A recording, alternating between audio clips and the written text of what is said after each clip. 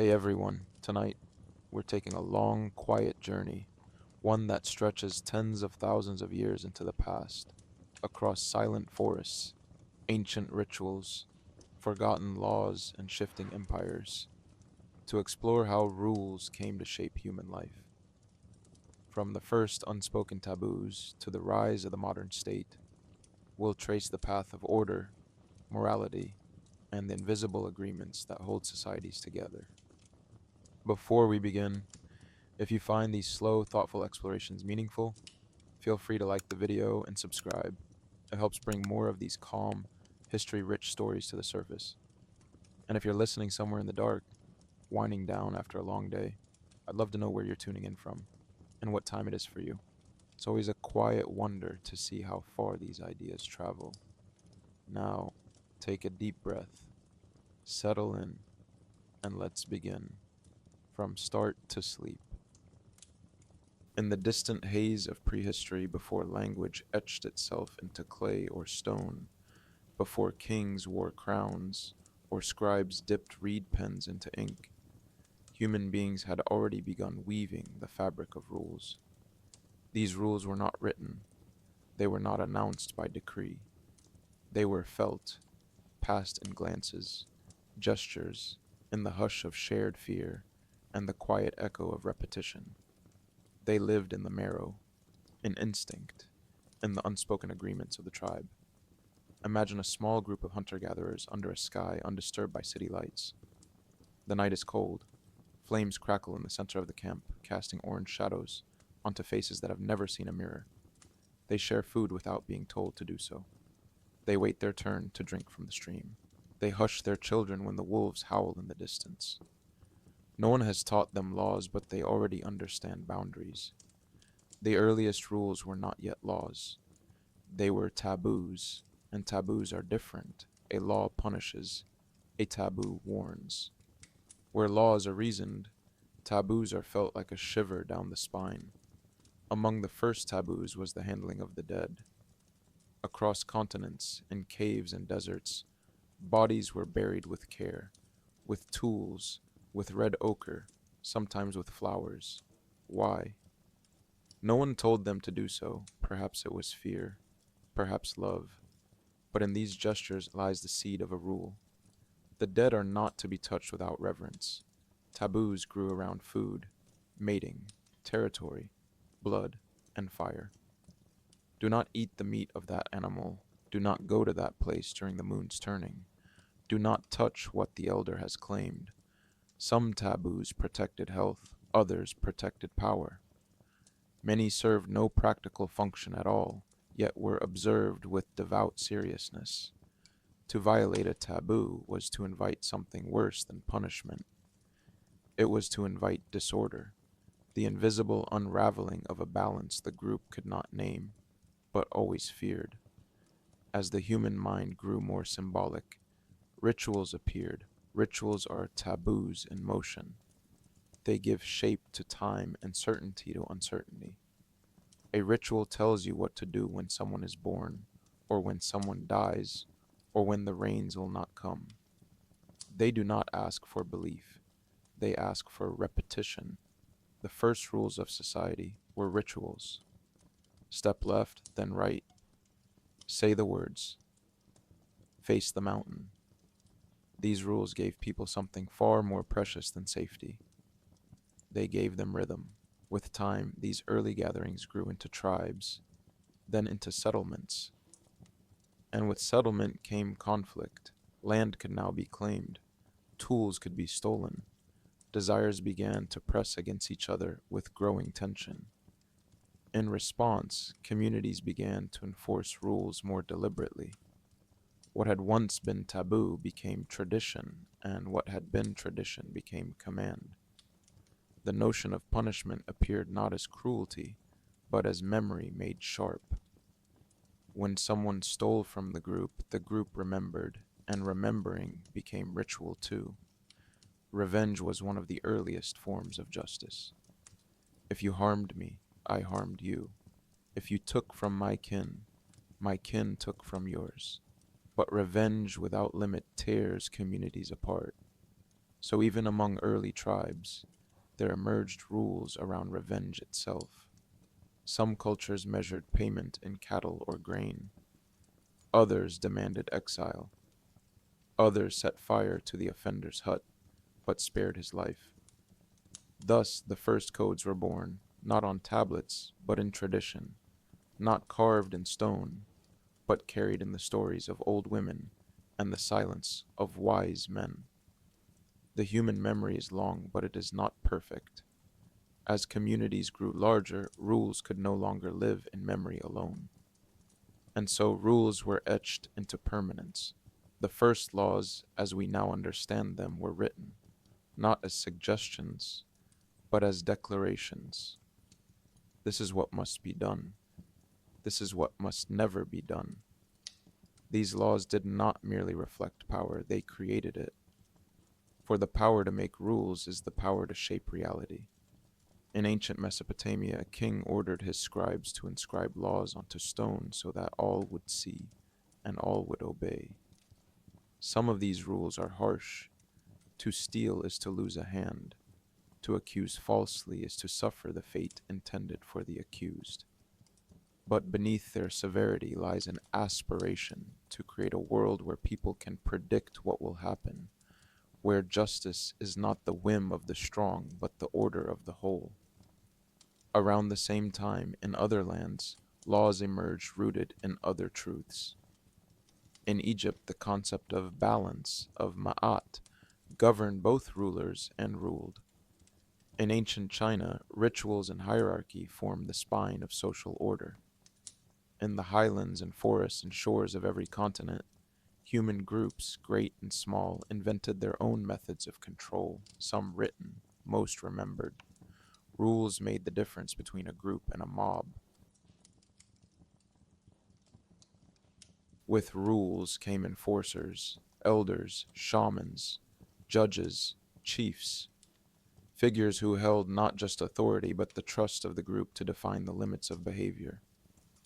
Often these figures were thought to speak for the gods, and indeed across early history, law and divinity were rarely separated.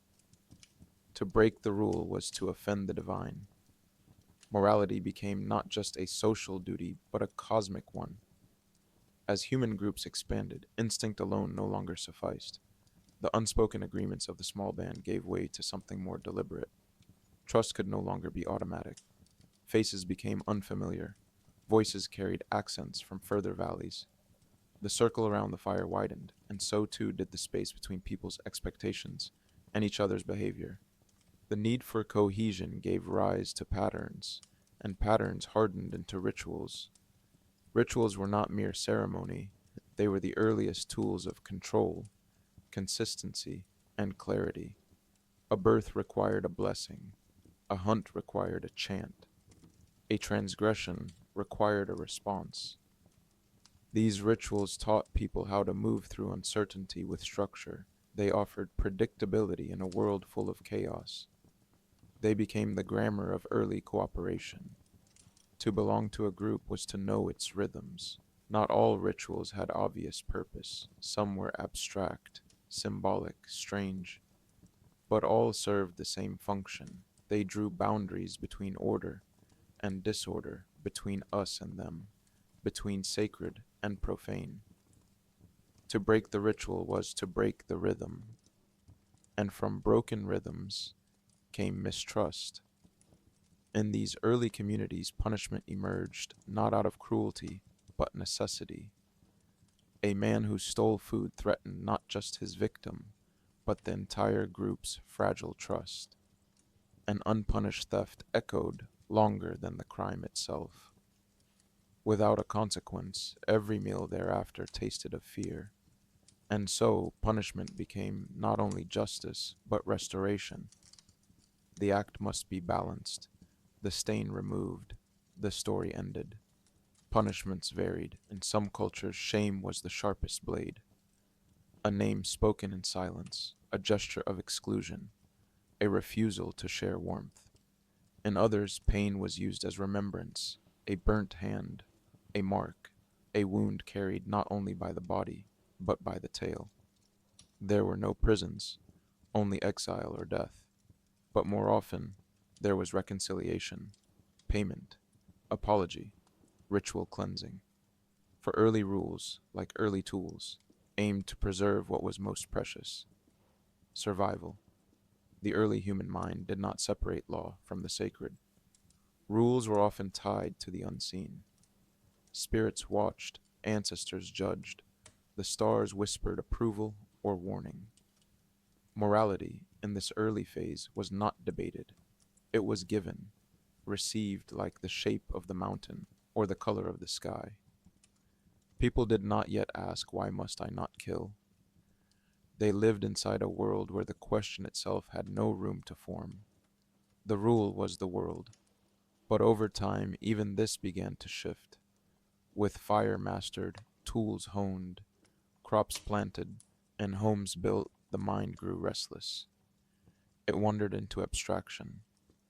It began to question: why must this rule be obeyed? Who decides? What if the spirits are silent? From these questions, a new form of thought began to flicker at the edge of human consciousness.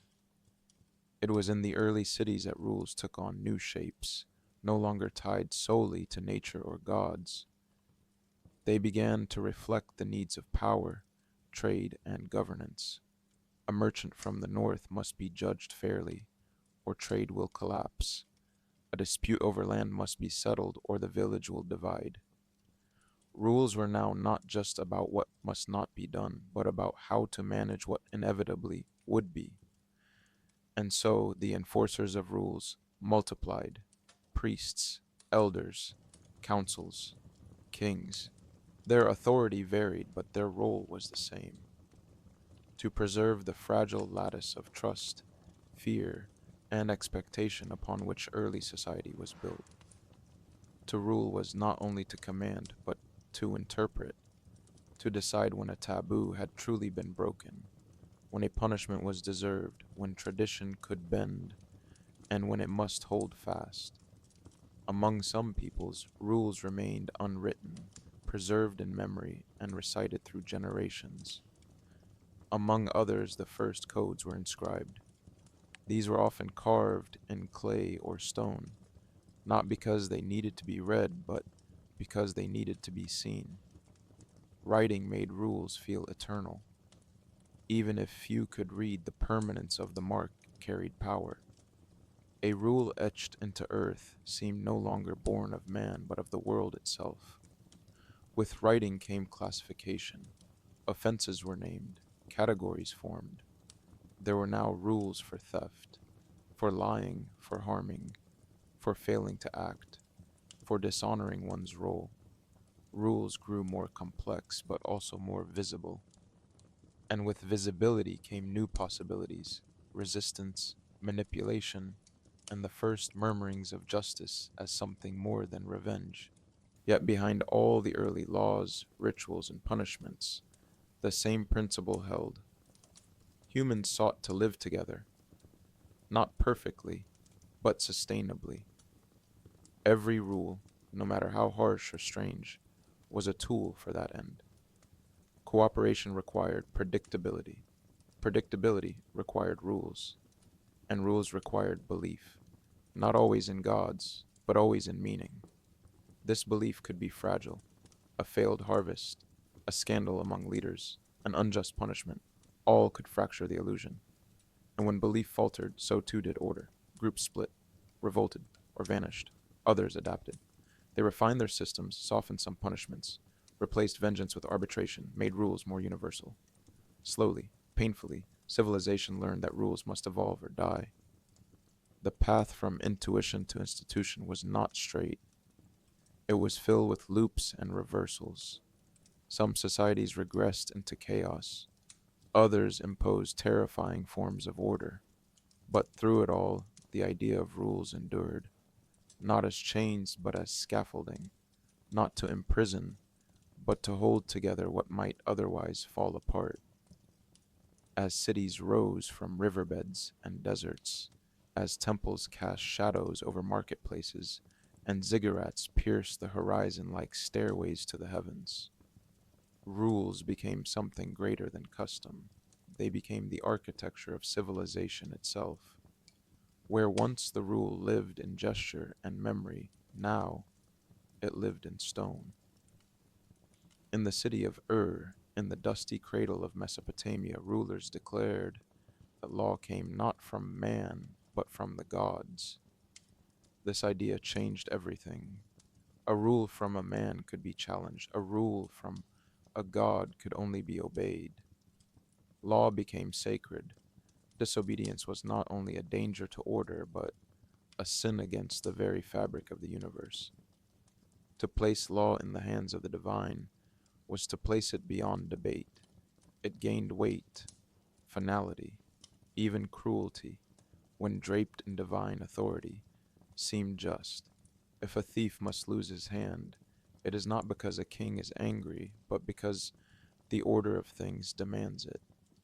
And so the earliest legal codes, though often harsh, were accepted as necessary.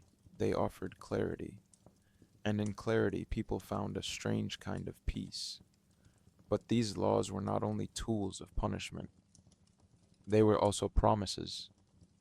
A man who paid his debts will be protected. A woman wronged in marriage could seek restitution. Slaves, children, farmers, merchants, all had their place, and the law offered a shape to that place, imperfect, unequal, but structured.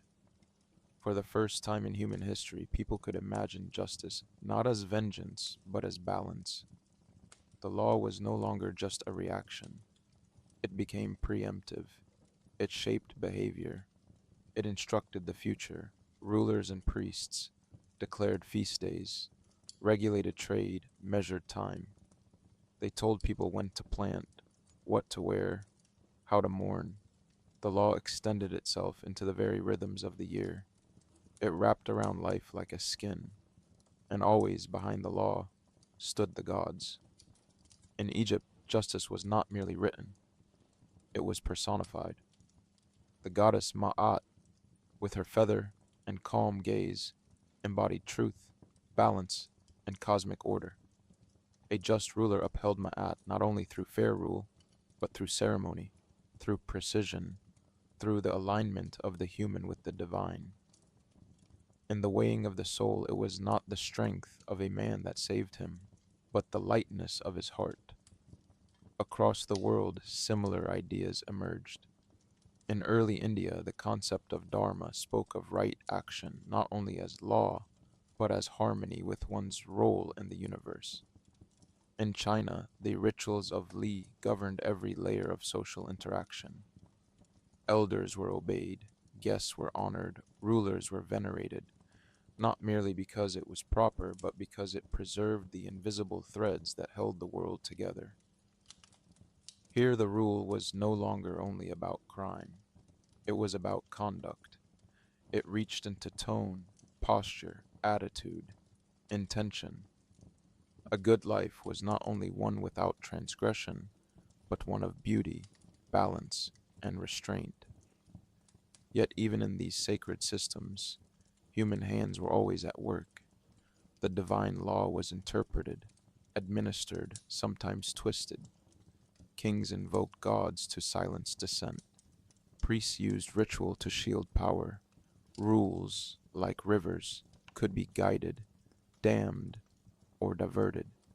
And so the people began to wonder, not openly at first, but quietly. This question echoed differently in each civilization. In Greece, it took the form of philosophy. Men like Solon and later Plato would begin to ask whether justice was truly divine, or if it could be discovered through reason. Could a society invent rules not by tradition or authority, but by thought? In the early agorae, surrounded by statues and stone, people debated openly. They asked not only what the rules were, but why they existed. They compared systems. They proposed alternatives. Law became a subject of inquiry, not merely obedience. And from this inquiry emerged a new possibility, that humans could govern themselves not through fear, but through understanding. Elsewhere, similar tensions rose. In Israel, prophets spoke not only of law, but of conscience. In India, the Bhagavad Gita explored duty beyond caste. In China, Confucius taught that rules without virtue were hollow. Slowly, a second current began to flow beneath the surface of law, the current of morality. Morality differs from law. Law says what you must do. Morality asks what you ought to do. A person may follow every law and yet live poorly. A person may break a law and yet act rightly. This tension would haunt societies for centuries to come. Still, the rule endured, for without it, cities crumbled, markets fell, trust evaporated. Whether enforced by king or priest, by tradition or reason, rules remained the bones of every human structure. In time, the idea emerged that perhaps law and morality need not oppose each other. Perhaps they could be reconciled. This idea would grow slowly, like a tree from dry soil. But the seed had been planted. The rule, once born from a taboo, shaped by ritual, hardened by punishment, and exalted by gods, was now poised to become something else entirely, an agreement. Somewhere between the sacred and the secular, between divine command and human reason, a new idea began to take form, quietly, gradually, but with enduring weight. It was the thought that perhaps rules need not descend from the sky, nor be inherited blindly from the dead. Perhaps instead they could be chosen, not by gods, nor kings, but by people themselves. This was the birth of the social contract. It did not appear suddenly. No one carved it into stone or sang it around a fire. It emerged like a fog lifting over the plains of human consciousness when people began to ask, what binds us truly, not what punishes us, not what commands us, but what holds us together. This shift required a new kind of imagination, one that could see society not as a divine order or a fixed hierarchy, but as an agreement, fragile, conditional, but made by choice. The early seeds of this idea can be seen in the reforms of ancient Greece, in the councils of elders among tribal confederacies, in the city-states of Mesopotamia that redefined kingship as stewardship, not ownership. The law, once given, was now negotiable. As the city-state matured, especially in the Greek world, it became clear that the very idea of law could be constructed. Legislators were not merely enforcers, they were creators. The word nomos in Greek meant law, but also custom, tune, distribution. A society could compose itself, and just as a lyre is tuned to resonance, a city must be tuned to justice. But this new composition required the consent of its players. The people, no longer merely subjects, became citizens. Citizenship was not just a title, it was a role. It came with duties, rights, and voice. In the Athenian polis, the rule was debated, shaped, and, though imperfectly, shared. The agora became a stage not only for trade and talk, but for the very negotiation of how life should be lived together. Here, law began to shed its old skin of fear. It was no longer merely a threat, but a promise that one's neighbor, one's ruler, even one's enemy would be bound by the same structure. Justice became a shared architecture, not a weapon. But the dream of mutual rule was not universal. Elsewhere, empires expanded, and with them, law became an instrument of conquest. Rome, perhaps more than any civilization before it, elevated law into a universal language, portable, systematic, and enforced. The Roman legal tradition was no longer sacred nor intuitive. It was rational, codified, exportable. A conquered land could be subdued not only with legions, but with contracts, property law, and precedent. Yet even here the idea of the contract persisted. Roman citizenship became a binding legal identity. One could appeal not to a king, but to law itself.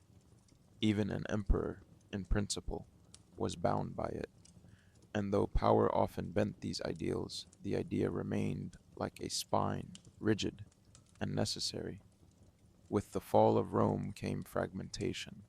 Across Europe, law once again intertwined with religion. The divine right of kings, canon law, and feudal oaths filled the vacuum. But the ember of the social contract did not go out. It smoldered in the writings of jurists, in the arguments of dissenters, in the practices of self governing towns and merchant leagues. Centuries later, during the long night of medieval hierarchy, thinkers began to rekindle that ember. They asked, what legitimizes power? If a king rules poorly, must he be obeyed? If the law is unjust, is disobedience a sin or a duty? From these questions, the idea of the contract flared into flame again, this time in a new light. In the early modern period, philosophers across Europe began to define society not as a natural order, but as a deliberate pact. Hobbes imagined it born of fear, a contract made to escape the chaos of every man against every man. Locke saw it as a means to protect life, liberty, and property. Rousseau envisioned it as a moral agreement where true freedom lay in obedience to a law one prescribed to oneself. Though they differed, all agreed on one thing: society is constructed. It is not eternal nor unquestionable. It is a choice. This was a radical idea, that rulers derived their power not from divine appointment, but from collective consent. That laws must be justified not by custom, but by reason. That individuals, far from being helpless before authority, are its source. From this idea came revolution. In America, in France, in Haiti, people invoked the social contract not as philosophy, but as fire. They tore down monarchies, rewrote constitutions, and declared that rule must be built from the bottom up. Rule by law, not by lineage, rights before thrones, consent before command. But with new freedom came new fragility. A contract, unlike a divine command, can be broken. If rules are made by humans, they can be remade. If society is built by agreement, it can dissolve a disagreement. This is both the promise and peril of the social contract. It demands participation. It requires vigilance, and it assumes a kind of mutual goodwill that people will keep their part of the bargain even when no one is watching. For this, morality remains essential, not imposed from above, but nurtured within. Here, for the first time, we begin to glimpse the possibility of morality without God, a system of values grounded not in the fear of punishment or the hope of paradise, but in the shared desire for flourishing, in the recognition that what is good for one is often good for many, that cooperation, honesty, and compassion are not sacred commands, but practical virtues, not decreed, but discovered. And so the rule continued its transformation, from instinct to taboo, from ritual to command, from punishment to law, from law to contract, from contract to conscience. The state emerged not merely as a wielder of power, but as a vessel of this evolving agreement. Not a king, not a god, but a collective structure designed, debated, amended, flawed, but functional. The state became the keeper of the contract, the one who protects the rules so long as the people protect the state. But even here, the story is not done. The modern state rose not in glory, but in paperwork, was born not in temples or thrones, but in ledgers, ministries, and census forms. The contract that once lived in fire and revolution became ink on parchment, signatures, systems, institutions. The rule, once sacred, once debated in agoras, became standardized, rational, and universal. And in many ways, this was a triumph. Now, laws were no longer the whim of rulers. They were written, archived, and applied with increasing consistency. Courts interpreted, bureaucrats enforced, parliaments debated, There were rules for rules, a code of codes. Predictability replaced arbitrariness. The individual, long crushed beneath the weight of power, gained standing, legal, civic, human. Yet with this triumph came a subtle loss. As law became impersonal, it also became cold. It was no longer felt, only processed. The human behind the rule disappeared, replaced by systems. The officer, the judge, the clerk, all followed the rule book, regardless of the cost. In seeking to eliminate injustice, systems sometimes eliminated judgment.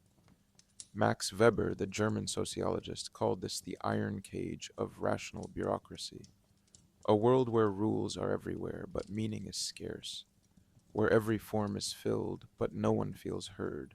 The rule survives, but its soul thins.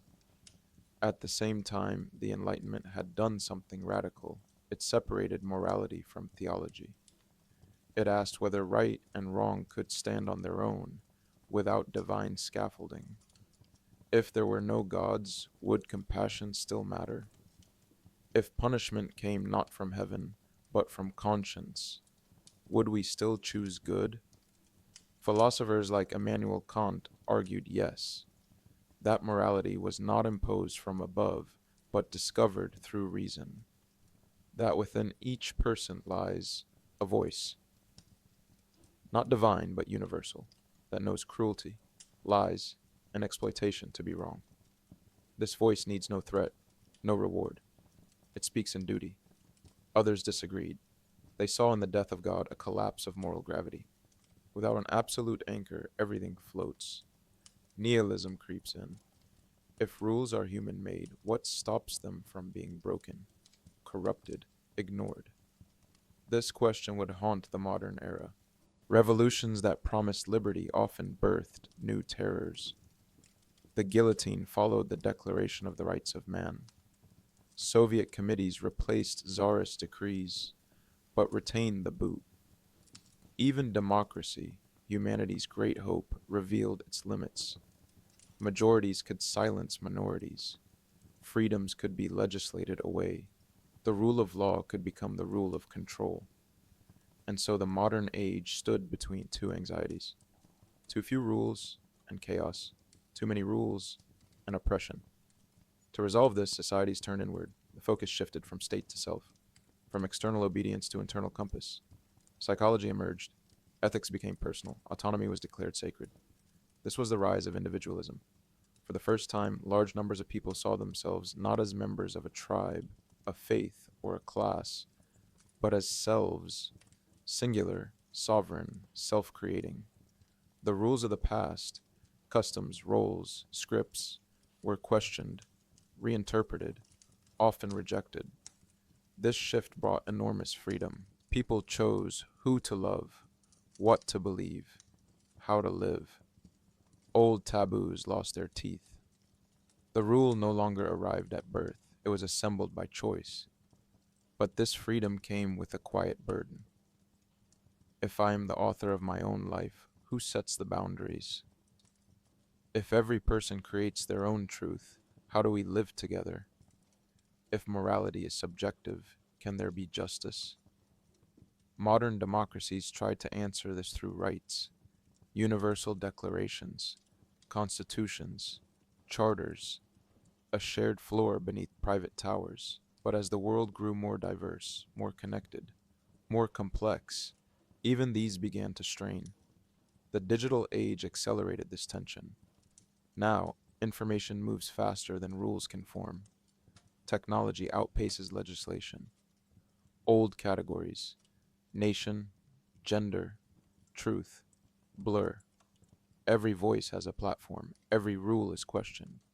The rule that once lived in the hand of the elder, the voice of the priest, the seal of the king, the vote of the citizen, now floats in a sea of data. In such a world, rules feel both everywhere and nowhere. We are watched, yet feel unseen. We are freer than ever, yet overwhelmed by choice.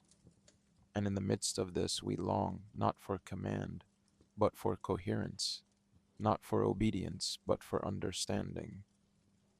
What, then, remains of the rule? Perhaps its form has changed, but not its purpose. The rule has always been a way to say, this is how we live together. Whether whispered in the forest, etched on clay, debated in parliaments, or encoded in software, the rule is still a bridge between self and other, between freedom and responsibility. We may no longer believe it comes from gods.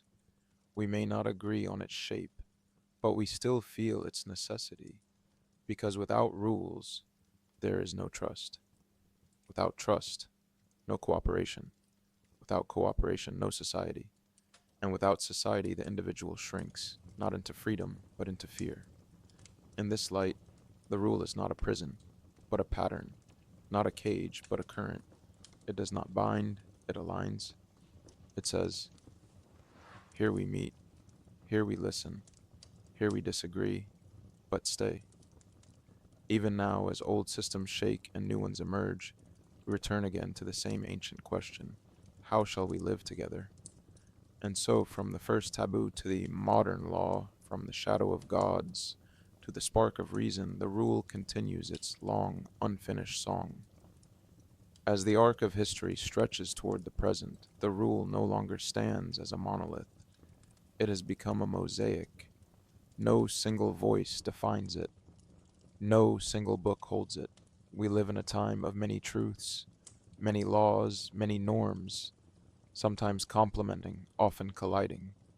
The sacred and the secular share streets. Ancient taboos echo in modern debates. Custom and code overlap.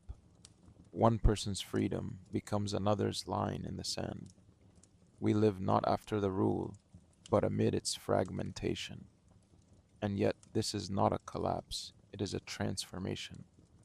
For the first time in human history, rules are not just inherited or imposed, they are negotiated across borders, disciplines, identities, and beliefs. They're translated between traditions. They're reviewed, debated, amended, in public, in private, in silence, and in storm. The internet, that vast, unruly agora, has both widened our world and dissolved its borders. In one moment, we are citizens of nations, in the next, participants in global movements. Ideas travel faster than institutions. Authority is questioned, not with rebellion, but with hyperlinks. Anyone can speak. Not all are heard. In this landscape, rules often feel unsteady. One post can end a career. One algorithm can shape a generation. One law passed in haste can ripple across lives for decades. And still, in the background, the question remains the same. What do we owe each other? Perhaps this is the eternal heart of the rule. Not punishment, not control, but relation. Rules are the threads that keep us stitched together. Each one says, you matter. Your actions echo. You're not alone. Even the smallest rule, a gesture, a norm, an unspoken courtesy, is a kind of bridge. A way of saying, I see you, I will not harm you. I will live beside you. This is the quiet beauty of morality without gods. It does not roar from mountains or descend with lightning. It lives in the moment one person pauses to let another pass, in the way a stranger helps another, with no reward. In the whispered promise, I could take, but I will not. I could harm, but I choose not to. Here, morality is not law's echo. It is its source, and the state, that once mighty structure of kings and courts, remains, but more fragile, more human. It no longer pretends to eternal truth. It serves best when it listens, worst when it silences. It's not sacred, it is practical. It exists to protect the agreement, not to define it. What then comes next? No one knows. The rule has changed too many times to be predicted. Its next form may not be carved in stone, but coded in systems we do not yet understand. It may live in AI, in decentralized networks, in new forms of cooperation not yet born. But one truth remains. The rule survives not because it is enforced, but because it is needed. Without it, we drift. With it, we relate. It has taken us from the forest to the city, from the clan to the globe, from the altar to the archive. It has grown from fear into choice, from command into conversation, from taboo into trust. And though we may tire of rules, though we may break them, question them, reform them, we never quite abandon them, because without rules, there can be no us. The first rule may have been spoken in fear, the last may be whispered in hope, and between them lies the story of humanity, not perfect, not finished, but ongoing. And so, from the first flicker of fear around a fire to the quiet hum of modern systems, rules have shaped how we live, how we belong, and how we imagine a world shared with others. Maybe some of those early echoes are still with us, in how we wait, in how we listen, in how we care. Thank you for letting this story drift through your night. And until next time, stay curious. Good night.